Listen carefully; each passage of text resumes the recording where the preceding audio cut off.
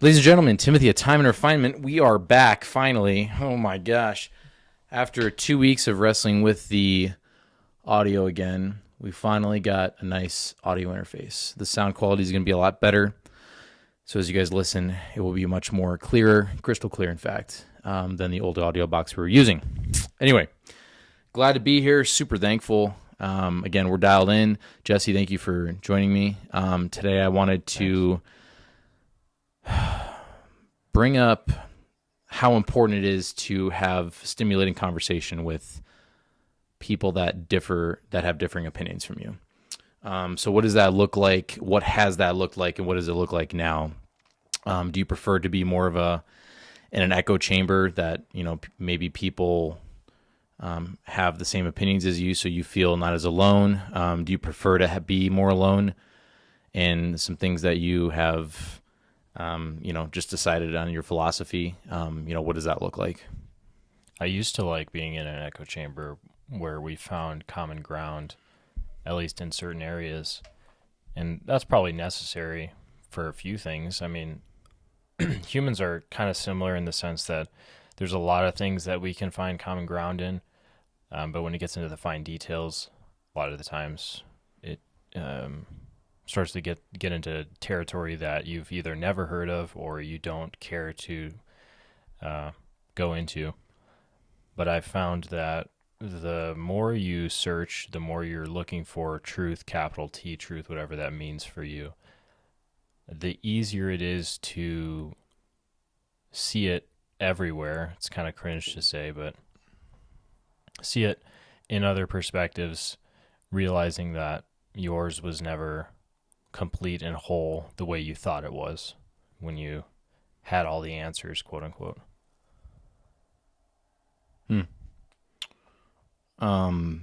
Do you feel like you need to be right when you're going back and forth in conversation?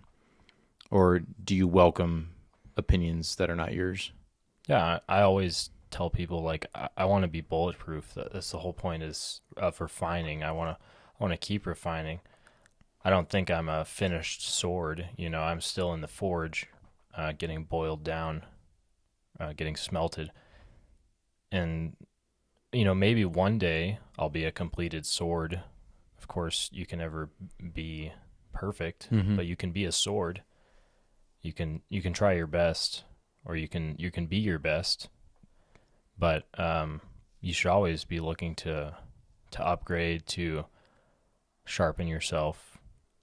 Yeah, I don't know if that answers your question. Yeah, no, it does. How important has it been to embrace differing opinions and embracing other people that do not agree with you? How has that affected your self-esteem? How has that affected your worth? How has that affected how you treat other people? And I'll go first. Yeah. Just, I guess, being more open-minded in general with people's lifestyles and opinions and their philosophies. It's as I've just kind of stepped back from everything and kind of not dismantled, but just taken a step back and just like, I don't really know anything. Yeah. I think it's really been, it's just been really nice to be able to hear other perspectives. For instance, someone that is attracted to, the same gender. Before, I would have completely thrown that out the window. And now I can embrace that and be like, I like to hear those people's stories. Yeah, totally. I think it's the ability to just see a perspective without judgment is extremely important. And that you may take that far and you may hear perspectives that really catch you off guard. And at first you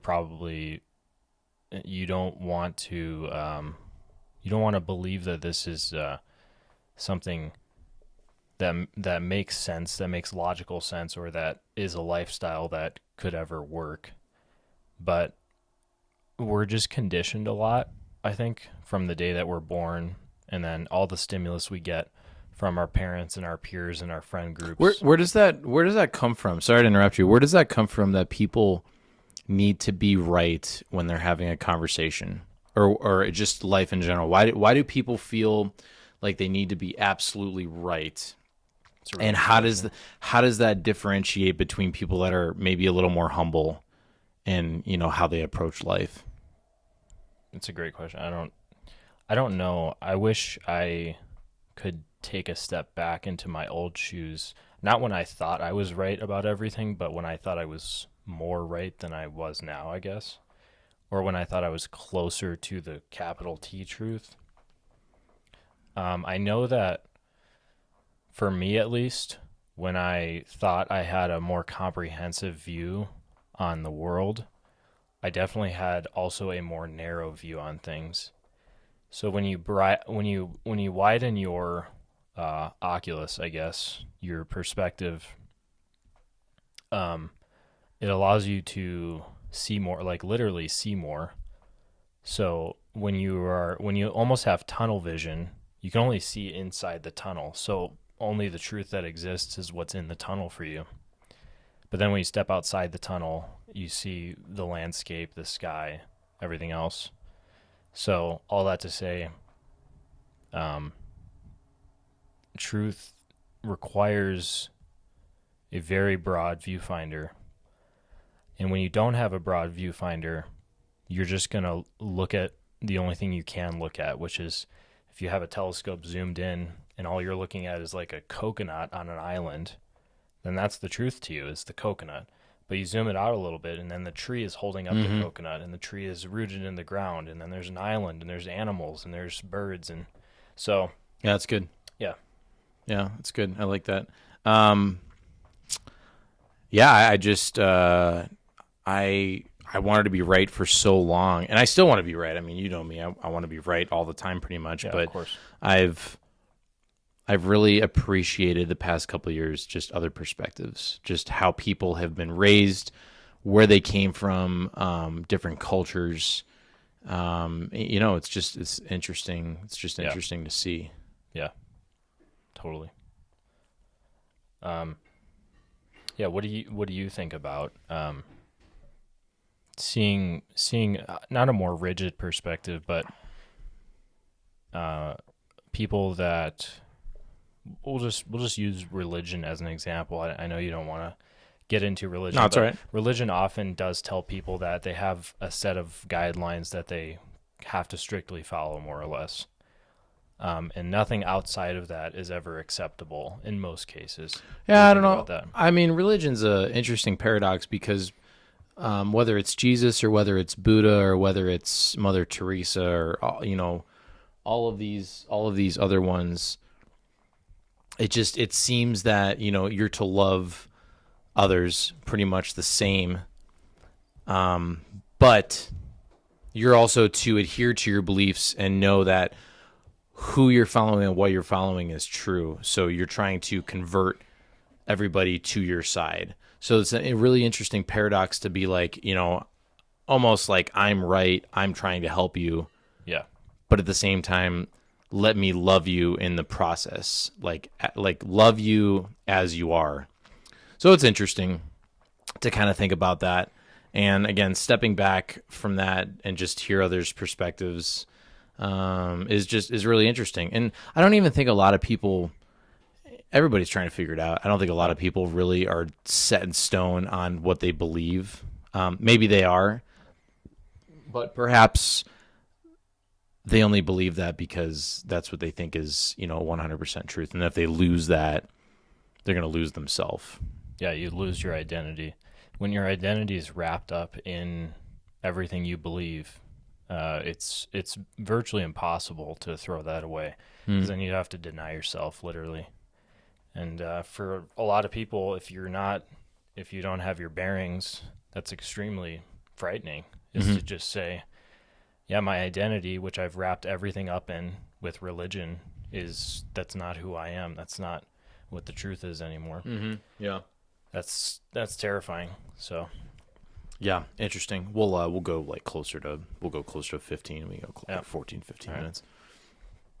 Um, yeah. I mean, do you find that it's hard to have conversations with people, especially kind of where you're at in life. Have you found it's difficult to talk to people just as in, from a strictly open mind? Meaning, do you struggle with talking to people in general, like whether they feel they're 100% right or they're on the search to find bigger, better things? What is that? What does that look like? Something I've recently noticed with me personally, and I'm not pointing to anyone specifically, but I do like to debate. And my mindset when I'm debating is there something that I'm wrong about? And I find that a lot of people who are debating, if they're not quote unquote smart enough, or if they think they have it figured out, their mindset when debating is, I need to not prove you wrong, but I need to show you why I'm right. Win you over to their side. Yeah. Yeah. It's like it's not an honest dialogue, because all it is here's my set of beliefs and why I believe them, and here's why you need to believe my set of beliefs. I've never approached debate that way. Mm-hmm. And I've realized that basically everyone approaches debate that way. Is that they're not looking for information really. They're just looking to have a discussion in which their beliefs are further reinforced by how bad you are at debating or how bad your talking points are. So, yeah. I mean, I'm glad that I'm at the point where I can see other people's perspective, as I think it's been very freeing for me. It almost feels like a load taken off my back, to where I don't have to prove that every single thing that I'm doing is 100% correct. Totally. Yeah. So it's interesting. Probably the best point in your life you could ever come to, in my opinion, now that I'm here, is the ability to say I don't know to most things. Mm-hmm. I mean, it takes a certain level of character to just say you don't know. A lot of people can say they don't know to one facet of their beliefs, but to just continually say I don't know about this, I don't know about that, I don't know about that, you have to be stronger than most of the population. That's not like to separate yourselves or to be prideful, but there are so few people that can do that because their beliefs are wrapped up in their identity completely. Well, it just depends on everybody's environment too. Depends on the environment, how they were raised, where they are now is gonna dictate what you believe. Yeah, for sure. Cool. Well, we're gonna wrap this up. Appreciate it. Thank you for coming on and offering your insight as always. It's most appreciated and refreshing, ladies and gentlemen. Thank you for tuning in. This is A Time in Refinement, Timothy and Jesse. More episodes to follow, obviously, since we're more or less dialed in now. Like and subscribe. Appreciate all those that follow and comment, all that stuff. This year's going to be great. Looking forward to it. And I love you, appreciate you, and keep on refining. Cheers.